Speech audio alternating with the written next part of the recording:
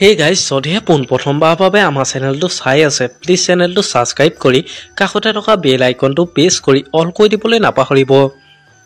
অসমৰ জনপ্ৰিয় অভিনেতা দীপাংকৰ ৰয় বৰ্তমান কাৰ লগত প্ৰেমৰ সম্পৰ্কত আছে আৰু তেওঁ প্ৰথম ভাল পোৱা কোন আছিল, সবিশেষ জানিব পাৰিব আজি এই ভিডিঅ'টোৰ মাধ্যমেৰে। গতিকে ভিডিঅ'টো অলপো স্কিপ নকৰাকৈ শেষলৈকে চাই থাকিব বুলি আশা কৰিলো।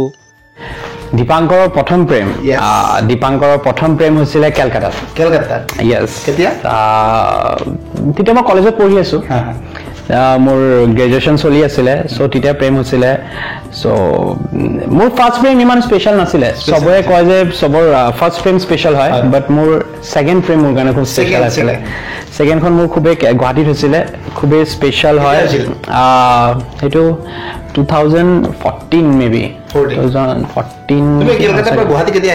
আহিছিলা ইয়াৰটো মই এটা কনফিউজ হৈ আছো মোৰ গ্ৰেজুৱেশ্যন কমপ্লিট হোৱাৰ পিছতে মই গুচি আহিছো কাৰণ কিছুমান ৰিজনছৰ কাৰণে মোক কলকাতাৰ পৰা ফ্যামিলি লৈ আহিলে গুৱাহাটীত সো তাৰপিছত মই গুৱাহাটীতে আছো আৰু সেকেন্ড প্ৰেম বুলি ক'লে মোৰ সেই মানুহ যে কাৰেন্ট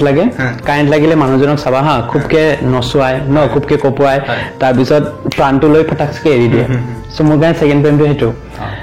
মই বৰকে নাছিলো বৰকে দৌৰিলো খুব কষ্ট পালো ইনফেক্ট মই চাগে খুব কষ্ট দিছিলো সো তাৰ পিছত অভাৰ শেষ